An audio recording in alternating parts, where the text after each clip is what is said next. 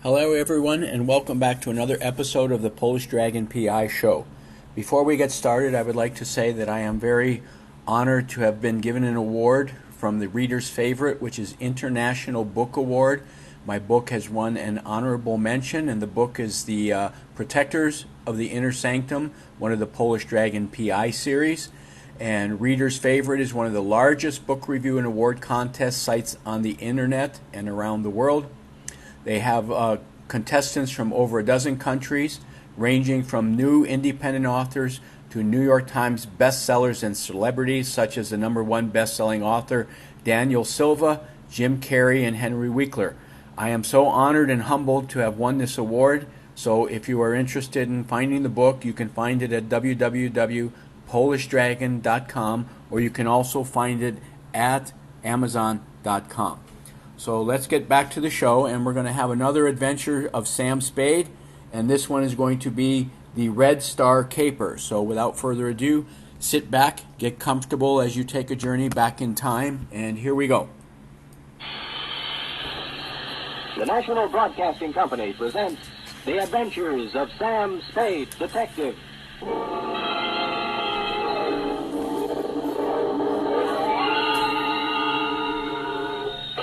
Sam Spade Detective Agency. Me, sweetheart. Sam, most of the day is gone and you haven't even come into the office. I slept in, Effie. Did you have a busy night? Rather. Didn't you read the papers today? What?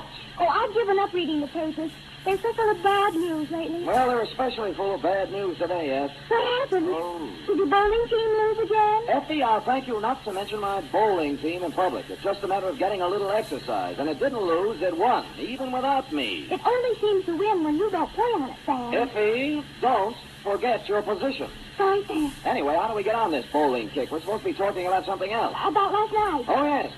Well, this one has more than local complications. Intrigue at foreign correspondence. Dirty work on a grand scale. It's international in scope. You'll chill with me. You'll thrill with me. Half rogue and half renegade. It's Sam Spade in the Red Star Caper.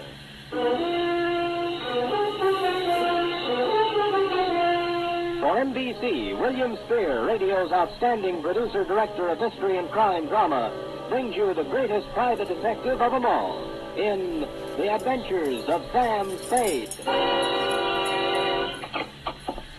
Effie? Yes, Sam. Yeah, I'm here. It's about time. Well, I'm here. It's about time. Effie, you sound more like a shrew every day. Thank you, Sam. I'm just being practical, you know. How can we make money if we don't show up? I had to turn away 3 clients today. Well, that's right. I'm thinking of quitting private detecting anyway. You are? Really? What would you do? Well, I know a reporter job that's open. Now, how would that sound? Scoop Spade. My beat is the universe. Oh, that sounds terrible, Sam. You make a silly reporter. You can't even type. Sometimes, Effie, you hit the nail right on the point where it hurts. Now, let's get down to business. Well, I hope I didn't offend you, Sam. Well, watch it. Date January 12, 1951. To Lieutenant I.C. Kelsey, Homicide Detail, San Francisco Police. From Samuel Spade, license number 137596. Subject, the Red Star Caper. Dear Kelsey, it had been some time since I had attended a lecture. In fact, the last one I can remember is when Margaret Sanger passed through town.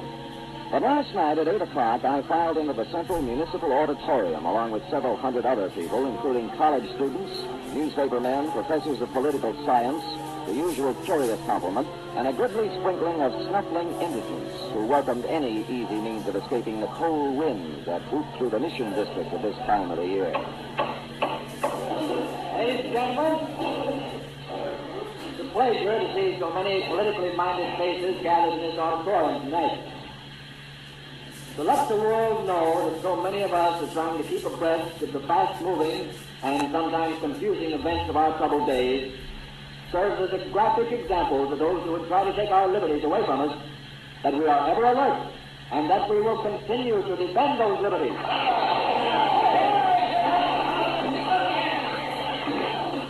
Only by taking every opportunity to display our willingness to understand and act on the problems that face us can we serve notice to the world that we are ever ready to pick up the gauntlet of international challenge whenever or wherever it may be thrown down. The subject for tonight is Are we helping our enemies? And our speaker scarcely needs introduction, but just in case there are a few hermits in our audience who have never owned a radio set and have seen a newspaper in the past 10 years, well, just in case there are, let me introduce a man who really needs no introduction, the most distinguished foreign correspondent, Cyrus Manning. Thank you, Mr. Chairman. And good evening, ladies and gentlemen. Are we helping our enemies? That is the question. My answer in a word is yes. And that answer is not hasty or ill-advised. I have just returned from the thorough coverage of the Orient. I have visited the tragic blood-soaked battlefields of Korea. I've talked with the military leaders of the armed camp of Formosa. I've trod the nervous defenseless soil of the Philippines and Japan. And I have even made 2 secret trips, incognito, right into the bastion of the communist stronghold on the China mainland. And this is my report. This materially from this very city, shipments are being made regularly to Red China.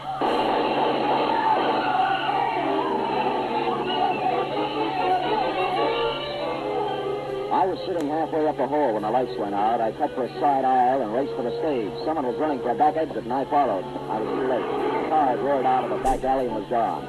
On the stage, someone had rung down the curtain. Cyrus Manning was on the floor, and the chairman was bending over him. He's dead. They almost shot me, too. Let me see. Yeah, you're right. There's nothing anybody can do for him right now. The lights went out, and then the shot. Oh, this is the most terrible thing that ever happened to me. To you. Shall I ask him to get up and call the police, or do you think that with one last dying effort you might do it? I'll call him. I guess he did get the worst of it. I guess he did. And that's how the news reached you, Kelsey. Now, suppose you want to know how I happened to be at a lecture where the lecturer happened to be shot. Well, I'll tell you, and don't think it makes me happy. You see, I was supposed to be his bodyguard. Now, let's start at the beginning, shall we? It's early afternoon. Our stupid hero is sitting around trying to break the code on a scratch sheet.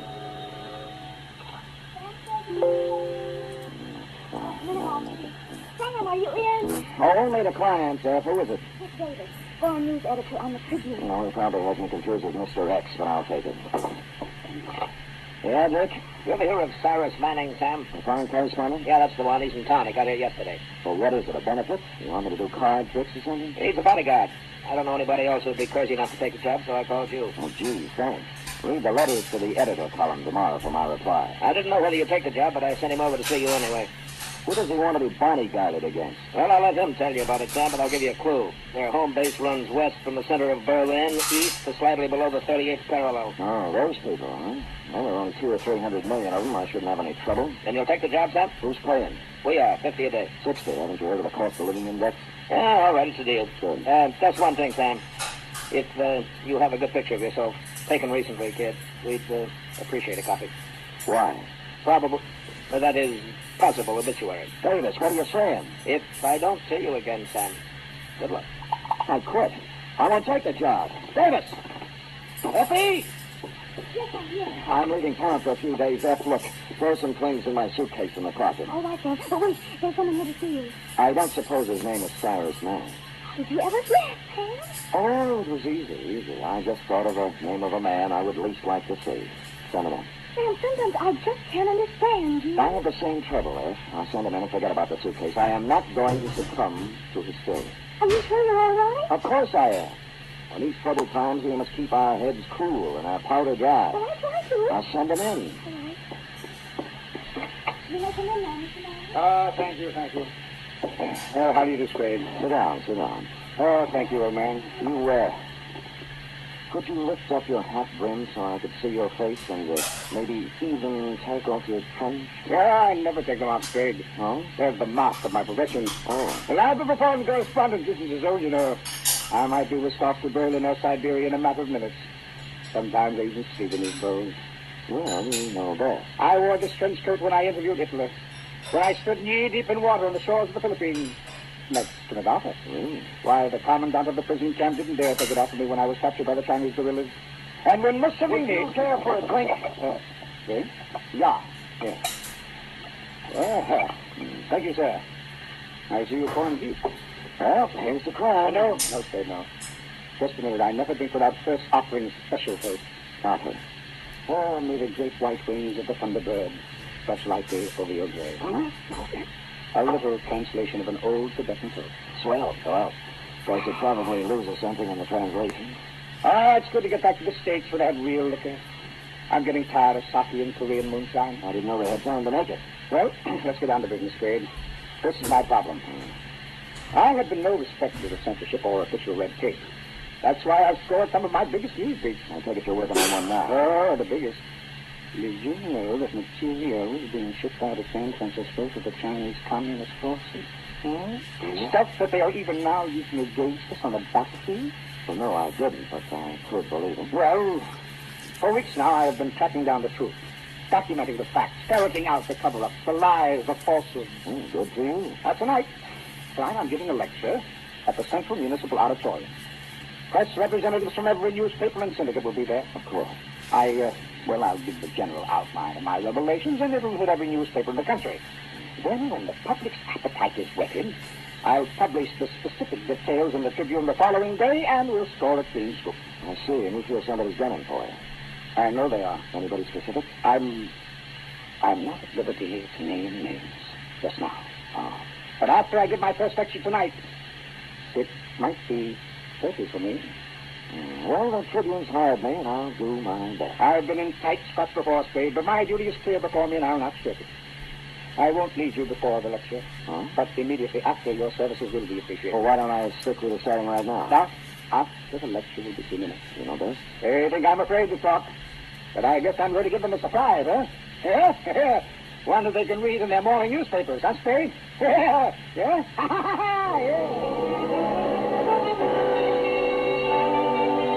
Well, he was half right, Kelsey. Might not have been a surprise, but they were able to read it in the morning papers. And at least Manning got a laugh out of it, which is more than I did. You arrived at the murder scene 3 minutes after you were called. He was shot, Sam. I would say so, Kelsey. I would say so. Well, then it's easy. We'll search everybody in the audience before we let them go. Kelsey, I was in the audience. Manning was shot from backstage, and overdid it, ran out the back door. Oh, that's right, Sam. You already told me that. That makes it a little harder. Now, look, Kelsey, the doorman is sitting right over there. See, the killer knocked him down coming into the stage. Now, why don't you question him? You're not kidding me, Sam. Kelsey, so help me, it's straight. All right, let's question him. You the doorman? Yeah. They hit me right in the jaw. Just like that. Oh, no, you lied. Kelsey, for heaven's sake, get up. Hitting a police officer. I'll have you arrested. I'm sorry, officer. I'm terribly sorry. It was an accident. I was just showing you how he hit me.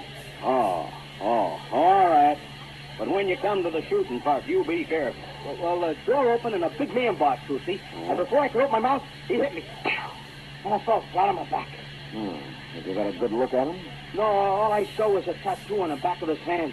It was a red star. You mean he stood there and shot Manning and you didn't see him? As soon as he knocked me down, he put out the lights. And then he ran out. I started to get up and saw the car pull away. What kind of a car? It was a light blue convertible. You remember anything else? Absolutely nothing else. Are you sure? Absolutely sure. I don't suppose it's worth much, but the license number was 4N75323. No, I don't think. Oh, yeah? After you recovered from your apoplexy, Kelsey, and checked the license number, we were more confused than ever. Belonged to Cyrus Manning himself. While you were calling headquarters, I searched Manning, and the notes from which he was speaking were gone. I reasoned that he might have had a carbon copy or handwritten notes in his hotel room or wherever he lived. The Tribune supplied as a guest the Congress on Fillmore above Van Ness, room 612. Coming out of the elevator, I bumped into a tall, handsome brunette hurrying in. Excuse It me. was my fault. If you go to the right, I'll go to the left. All right, ready? Sure. Going down. Hurry, please. She was nice, but I had other things to worry about. No one answered Manning's door when I knocked just to see what might happen, so I let myself in. Before I even had time to look for any notes, I knew it wasn't any use, because lying on the floor with his skull fractured was Dick Davis, late of the Tribune.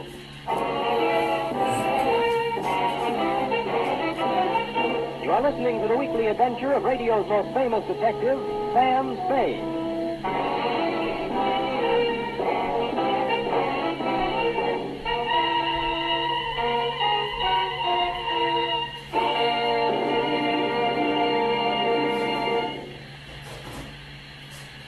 90 minutes of comedy, music, and drama, all presided over by the glamorous Tallulah Bankhead. That's The Big Show, brought to you every Sunday on NBC.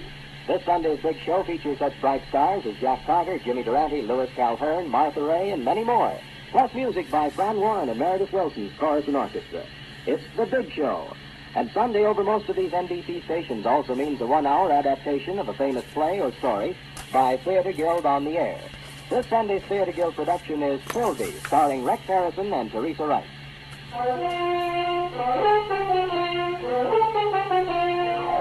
And now back to the Red Star caper, tonight's adventure with Sam Spade.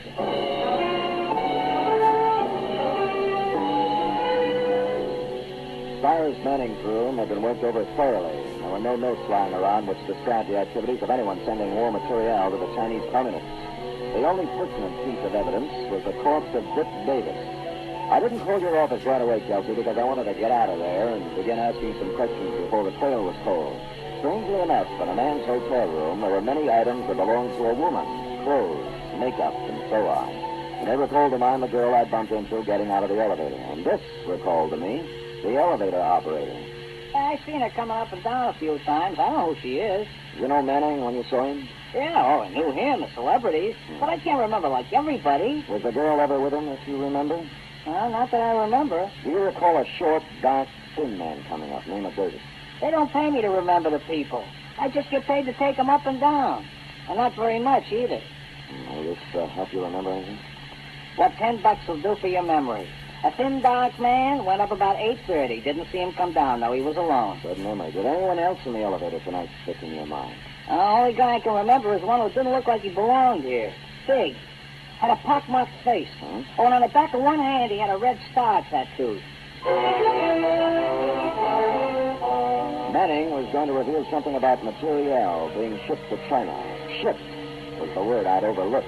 And someone tattooed who looked as if he didn't belong in a good hotel and had the smell of a waterfront on him. So I splashed myself with cologne and went looking for the man who knows most about the strange smells of a waterfront. In fact, he's one of them. He's an indescribably low man, a fungus on the tree trunk of honesty, a spider in the lunch pail of lawfulness. Porky grouse, a stool pigeon. So low he has to climb down a ladder to tie his shoelaces. I found him at the Blue Lantern bar, took a capsule to settle my stomach, ordered a bottle and 2 glasses, and somehow forced myself to wave him. Well, if it ain't my old buddy, my old drinking pal, good time Charlie's Spade. You pouring, Sam? Porky, the other side of the table, please. I might need room in case of fire. I like it on this side, Sam. I can keep my eye on the window. All right, I'll move. Oh, Sam, you're too far away. I can hardly see you. 4 clouds. Now, look, tell me something, Porky. Do you know anybody who's shipping stuff to China from here, or someone with a red star tattooed on his hand? I mean, just search your heart. I don't think I could squeeze a word out of it. All right, listen. You're Prince Sam. Please. It's still kind of dry, Sam. Okay. Oh, there's nobody like you, Sam. You're beautiful. Others will. Where was he? Who was that stool around? Usually me, but if you can't think of anything else, try to remember where these drinks came from and talk accordingly. What do you want to talk about, Sam? Sure. You better get me quick before my throat dries up now. Have you ever heard of anyone shipping war goods to China, Porky, or a man with a red star in his hand? Ask me something else, Sam. I'd rather not answer that. I'll see if this changes your efforts. Not again. You Prince Sam. Now, let me see. I heard about somebody shipping goods to the heathen Chinese, but Sam, I gotta get going. I'll see you. Rob, come back here. I'm sorry, Sam. I just remembered I left something home on the stove. You don't have a home. I turned around to watch him scuttle out the door, and I saw for the first time what must have caused his hate. A face as evil as any I've seen these days outside of yours, Kelsey, was staring through the dirty window. The face moved for the door and entered, pushed upon a big body under a sea cap. His arms were shoved into a pea jacket and his legs hit the floor like slow jackhammers as he walked toward me. You trying to pump information out of grouse, pal? Why else would anyone in his right mind give Porky Grant free drinks? Or stand that close to him? Who are you? What are you trying to find out? Frankly, it's none of your business. Look, pal, I grew up on the waterfront the hard way. I've knocked guys like you all over every port in the world. Now, don't make me mad. Why don't you make it easy and tell me who you are and what you want? I never answer questions. I just do the asking. Huh? Are you going to tell me something, or am I going to beat it out of you? Well, I guess it's going to have to be the hard way. Okay, pal. But just remember this. After I get through with you, I don't want never to see you down around here again. Because you bother me.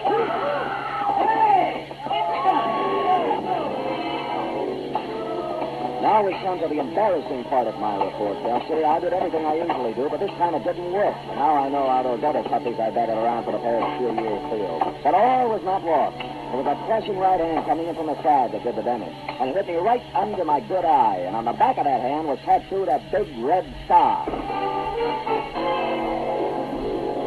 When I got up from the floor, he was gone. So was everyone else in the place but the bartender. Oh. You feel better now, mister? I told you not to have that last drink. What drink? Who was the guy who did it? Did what? Knock me down. What do you think? Oh, brother, you really got one on. I didn't see anybody knock you down. You didn't see a big red-headed guy in a pea jacket take a swing at me? Look, have a drink on the house. Maybe you'll feel better, huh? Don't give me that lost weekend routine. Who was he? Let go of me. I don't know what you're talking about. What happened to all those other people who were drinking here? Now, look, mister, you can believe it or not, the only two people I served in here tonight have been you and Porky Grouse. And as for a guy knocking you down, well, you must have hallucinations. Threats, money, nothing worked. And I knew nothing would either because the sign had been put on me. So before anything more serious happened, I got out of there. And by there, I mean both the bar and the neighborhood. It was not that I was scared, but I'd long ago learned the value of an orderly retreat. Or, as they used to say in my neighborhood when I was a kid, he who hits and runs away lives to hit another day. I decided to go at things from another angle, like who owned the woman's things that I saw in Cyrus Manning's room? They belong to Mr. Manning's wife. Gert, are you sure Manning had a wife? Well, they registered as Manning's wife, Mr. Spade. What did she look like? Tall, good-looking brunette. Hmm? You know, now that we're talking about her, there was something strange in their relationship. What? She never stayed here at night. She only came in the morning and left in the afternoon. Do you know her first name or anything else about her? No, Mr. Spade, not another thing. Well, it was a start at least. She was obviously the girl I'd met on the elevator. I looked up a number of Manning's friends, but the first 3 or 4 couldn't help me. But the 5th said that Manning had married about 6 months ago, and he'd never seen the wife. Her name, as he remembered, was Faye Kearney, and her father was a ship captain. I ran down the name Kearney over at the maritime office and discovered that he owned 3 ships, 2 of which were in port. On the first ship, the Downwind, they told me Kearney lived on the other one. It was the Western Sun, at Pier 92. I went up the gangplank to the forward housing where the captain's cabin normally was located.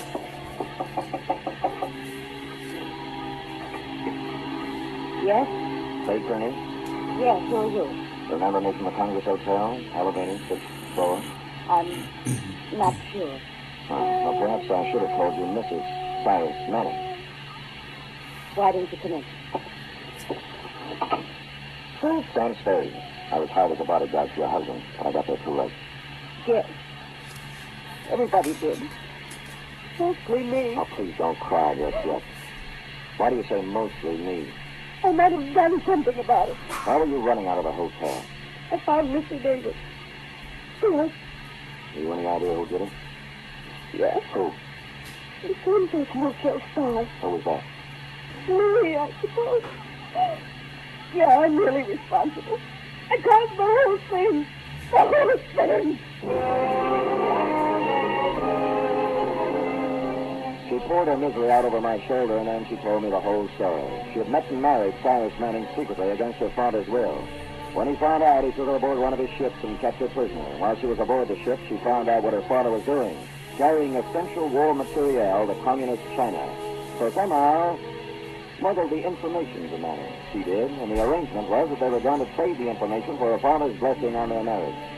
But once Manning got the information, he wanted to suit more than he did his wife. That's when the trouble started. Here it comes, Sam. Here it comes. You get out of the way. It's a quantity, please. Get in the back room.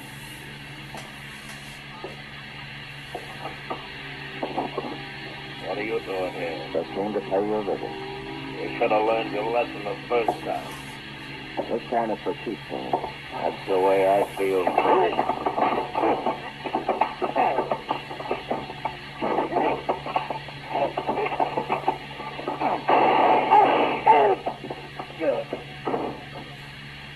I couldn't let him kill again. I just couldn't.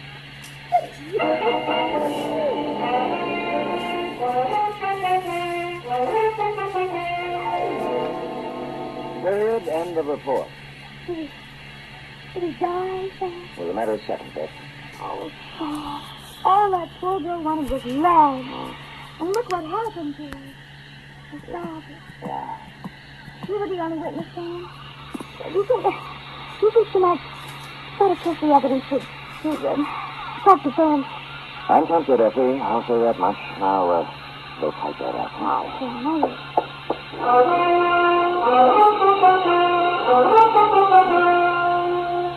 Three chimes mean good times on NBC. There's music and fun tomorrow on NBC to help your Saturday evening along. Your hit parade brings you the top tunes in the land with Raymond Scott, Snooky Lampson, and Eileen Wilson. The Dennis Day Show sparkles with songs and madcap adventures, starring charming, boyish Dennis Day. And Grand Ole Opry presents Red Foley and his friends in 30 minutes of music and laughter, Western style.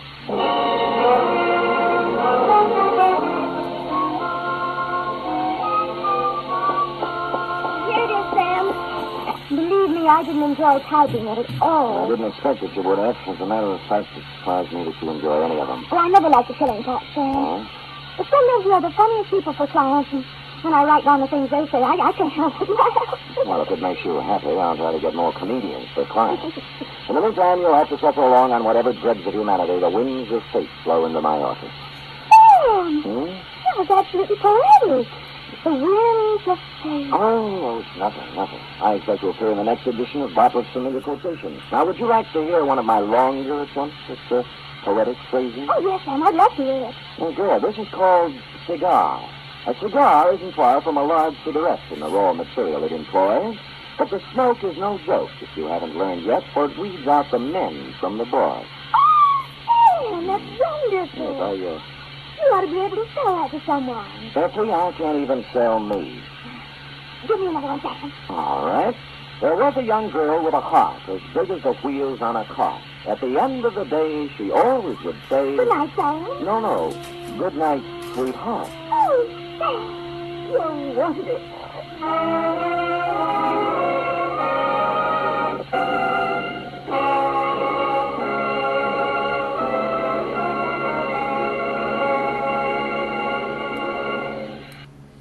And that ends another episode of the Polish Dragon PI, The Adventures of Sam Spade with the Red Star Caper. And remember to check out the www.polishdragon.com if you are interested in any of the Polish Dragon PI books. Thank you so very much for listening, and we will talk to you again next time.